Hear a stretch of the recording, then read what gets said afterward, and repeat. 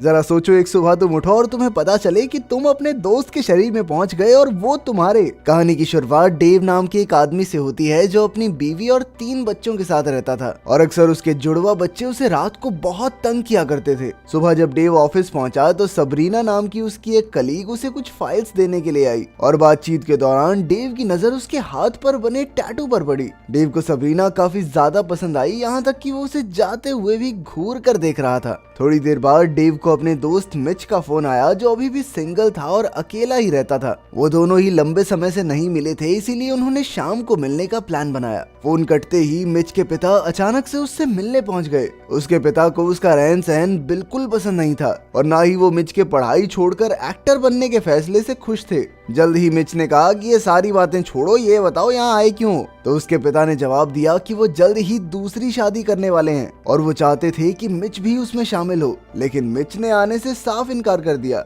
उसी शाम Mitch Dave को लेने के लिए उसके घर आया, जिसके बाद वो लोग एक बार में गए जहां उन्होंने शराब पीते हुए बेसबॉल मैच देखा। थोड़ी देर बाद वो दोनों एक दूसरे की जिंदगी के बारे में बातें करने लगे, जहां मिच ने डेव को अपने अलग अलग औरतों के साथ चल रहे रिश्तों के बारे में बताया। उसकी ये बातें सुनकर डेव को सबरीना की याद आ गई, जिसके बाद उसे लगने लगा कि शायद उसने नौकरी चुनकर और जल्दी शादी करके बहुत बड़ी गलती कर दी, वरना वो भी मिच की तरह ऐश कर रहा होता। वहीं मिच का मानना था कि डेव की जिंदगी उससे कहीं बेहतर है, क्योंकि उसके पास इतना प्यारा सा परिवार था। थोड़ी देर बाद जब वो नशे में बार से बाहर निकले तो उन दोनों को ही बहुत तेज पेशाब आ रहा था, इसीलिए वो दोनों हल्के होने के लिए एक फाउंटेन के पास पहुंच गए। इस वक्त उन दोनों के दिमाग में यही चल रहा था कि काश वो अपनी जिंदगियां बदल सकते।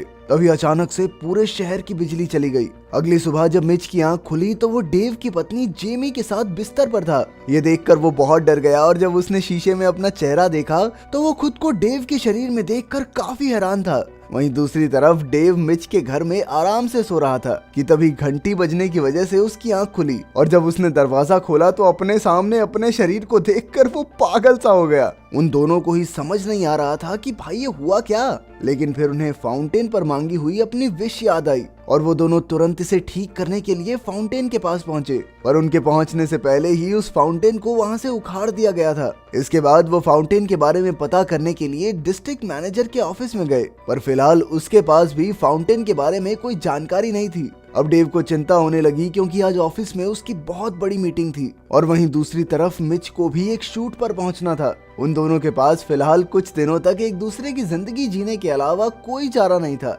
इसके बाद मिच डेव के ऑफिस में पहुंचा, जहां उसकी नजर काफी सारे खाने पर पड़ी और उसने तुरंत ही खाने को अपनी जेब में भरना शुरू कर दिया। तभी सबरीना भी वहां पहुंच गई और उसने मिच के हाथ में फाइल देखकर उसे मीटिंग में भेज दिया। पर मिच की हरकतों की वजह से मीटिंग में सभी लोगों का ध्यान उसी के ऊपर था और जब उससे कंपनी को लेकर कुछ सवाल किए गए तो उसके पास कोई जवाब भी नहीं था। साथ ही उसका बर्ताव भी बहुत खराब था, जिस वजह से डेव के बॉस को बहुत ज्यादा गुस्सा आ गया। उधर डेव मिच के शूट पर पहुंचा तो उसे पता चला कि ये एक अडल्ट फिल्म थी, जिस वजह से उसे बहुत ज्यादा शर्म आ रही थी, पर फिर भी उसे वो शूट करना ही पड़ा। शाम को वो दोनों फिर से एक दूसरे के दिन के बारे में जानने के लिए मिले और एक दूसरे से बात करने के बाद उन्हें समझ आ गया कि वो ज्यादा दिन तक ऐसे नहीं रह सकते। इसीलिए उन्होंने इस राज को डेव की पत्नी जेमी को बताने का फैसला किया। घर पहुंचकर उन्होंने जेमी को अपनी परेशानी के बारे में बताने की बहुत कोशिश की, पर वो उनकी बात समझने के लिए तैयार ही नहीं थी। इसके बाद डेव वापस से मिच के घर चला गया और मिच बैठ गया डेव के परिवार के साथ खाना खाने। उसके अजीब बर्ताव को देखकर सभी सोच में पड़ गए कि इसे क्या हो गया। उस रात जब बच्चे एक बार फिर से रोने लगे तो जेमी ने मिच को याद दिलाया कि इस बार डायपर बदलने की जिम्मेदारी उसकी है, जिसके लिए मिच बिल्कुल भी तैयार नहीं था, पर फिर भी जेमी ने उसे लात मारकर डायपर बदलने भेज दिया। मिच को 1% भी अंदाजा नहीं था कि आखिर ये करना कैसे है, इसीलिए उसने डेव को फोन करके उससे मदद मांगी, पर उसके फोन के दौरान बच्चे बहुत ज्यादा परेशान कर रहे थे और जल्द ही मिच को एहसास हो गया कि वो ऐसे तो नहीं जी सकता। इसीलिए उसने डेव को जल्द से जल्द फाउंटेन का पता लगाने को कहा। अगले दिन जब डेव डिस्ट्रिक्ट ऑफिस पहुंचा तो ये जानकर उसे बहुत गुस्सा आया कि फाउंटेन के बारे में पता लगाने में उन्हें 3 हफ्ते लगेंगे। इसके बाद जब वो ये जानकारी मिच को देने के लिए घर पहुंचा तो उसने देखा कि जेमी की आंखों में आंसू थे।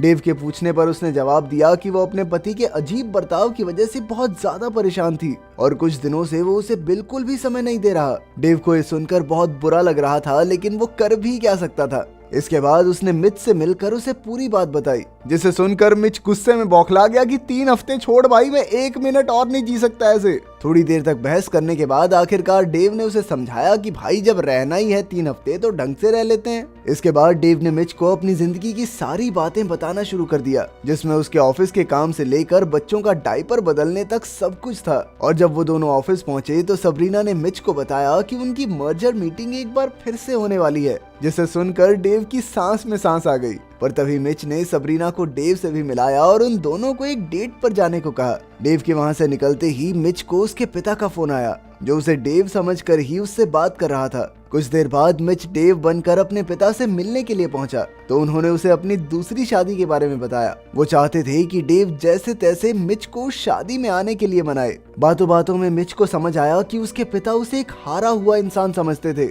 उसे ये बात बहुत बुरी लगी और उसने एक कामयाब इंसान बनने का फैसला किया। अगले दिन से ही मिच ने सभी कामों को पूरी लगन से करना शुरू कर दिया और धीरे धीरे वो एक अच्छा पति और एक अच्छा पिता बन गया। उसने ऑफिस के काम को भी बढ़िया तरीके से संभाल लिया। थोड़े दिन बाद डेव की मुलाकात जेमी से हुई, जो बहुत ज्यादा खुश थी। उसकी बातें सुनकर डेव को भी बहुत अच्छा लगा। धीरे धीरे मिच ने डेव का सारा काम संभाल लिया था और वहीं दूसरी तरफ डेव मिच बनकर जिंदगी के पूरे मजे ले रहा था। वो अक्सर अलग अलग जगह पर घूमने जाता, पर वो अभी भी सबरीना के साथ डेट पर जाने के लिए तैयार नहीं था। इसीलिए मिच ने उसे घर आकर डेट के लिए तैयार किया। इसके बाद डेव सबरीना से मिलने के लिए एक रेस्टोरेंट में पहुंचा, जहां वो काफी खुश था। पर सबरीना के मुताबिक वो यहाँ सिर्फ अपने बॉस के कहने पर आई थी। ये सुनते ही डेव वहाँ से जाना चाहता था, पर सबरीना को बहुत भूख लगी थी तो उसने कहा कि आ ही गए हैं तो खाना तो खा ही सकते हैं हम, ऐसा क्या हो गया। खाना खाते वक्त उन दोनों ने एक दूसरे से बात करना शुरू किया और थोड़ी देर बाद ही उन्हें एक दूसरे की कंपनी पसंद आने लगी।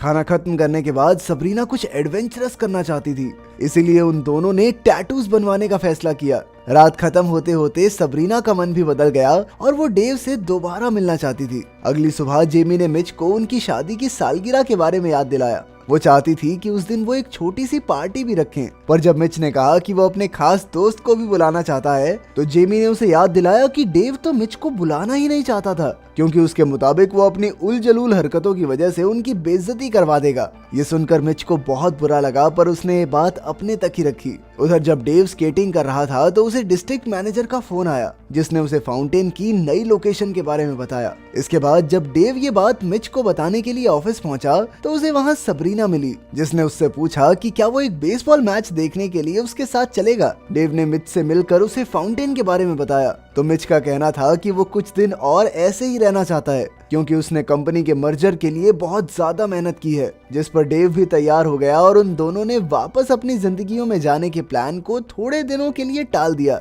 अगले दिन डेव सबरीना के साथ मैच देखने गया और वहीं मिच कंपनी के मर्जर वाली मीटिंग में पहुंचा, जहां सामने वाली पार्टी $625 मिलियन देना चाहती थी, जो इस डील के लिए बहुत कम पैसे थे। पर डेव के बॉस के पास कोई और चारा नहीं था, इसीलिए वो इस डील के लिए तैयार होने ही वाला था कि तभी मिच की नजर बगल वाले कमरे में बैठी एक और कंपनी पर पड़ी, जो अभी भी उनका इंतजार कर रही थी। और मिच तुरंत ही समझ गया कि वो लोग भी उनसे डील करना चाहते हैं, इसलिए मिच ने जापानीज के साथ $725 मिलियन की डील करने की बात कही। और जब वो लोग नहीं माने तो उसने अपने बॉस से वहां से चलने को कहा। पर जैसे ही वो लोग गाड़ी में बैठने लगे तभी एक लड़की ने आवाज देकर उन्हें रोक दिया, क्योंकि जापानीज उनके साथ $725 मिलियन की डील करने के लिए तैयार थे। ये सुनकर डेव का बॉस बहुत ज्यादा खुश हो गया। शाम को इतनी बड़ी डील की खुशी में ऑफिस में जश्न का माहौल था। वहाँ पर डेव के काम की बहुत ज्यादा तारीफ हुई, पर मिच जानता था कि इस तारीफ का असली हकदार डेव है। उधर मैच के दौरान बारिश होने की वजह से डेव सबरीना को मिच के घर ले आया, जहां वो दोनों काफी करीब आ गए। पर तभी उसकी नजर सबरीना के बटरफ्लाई टैटू पर पड़ी, जिसे देखकर उसे अपनी बेटी की याद आ गई। इसके बाद वो तुरंत ही अपने ऑफिस पहुंच गया और उसने सबके सामने जेमी को किस कर दिया। ये देखकर सभी लोग हैरान थे, पर जेमी सब कुछ समझ गई थी। इसके बाद डेव और मिच उस फाउंटेन के पास पहुंचे, जो अब एक मॉल के अंदर लगा हुआ था। पहले तो उन दोनों को बहुत शर्म आ रही थी, पर फिर डेव वहां पेशाब करने के लिए तैयार हो गया। लेकिन अचानक मिच ने उससे पूछा कि आखिर वो उसे अपनी पार्टी में क्यों नहीं बुलाना चाहता था, जिस पर डेव ने जवाब दिया कि वो पहले ऐसा जरूर सोचता था, पर अब उसे मिच पर बहुत ज्यादा गर्व है। ये सुनकर मिच काफी खुश हुआ और उसने भी पेशाब करना शुरू कर दिया। और फिर उन दोनों ने अपने अपने शरीर में वापस जाने की विश मांगी और एक बार फिर से पूरे शहर की बिजली चली गई,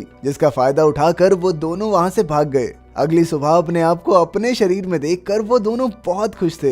इधर डेव अपने परिवार के साथ समय बिताना चाहता था और वहीं दूसरी तरफ जब सबरीना मिच के घर अपना पर्स लेने आई तो उसने मौके पर चौका मारते हुए उसे ब्रेकफास्ट के लिए इनवाइट कर लिया। कुछ दिनों बाद मिच अपने पिता की शादी में भी शामिल हुआ और साथ ही सबरीना के साथ डेव की एनिवर्सरी पार्टी में भी पहुंचा। अगर वीडियो पसंद आई तो लाइक कर देना, चैनल को सब्सक्राइब कर देना। मिलते हैं अगली वीडियो में।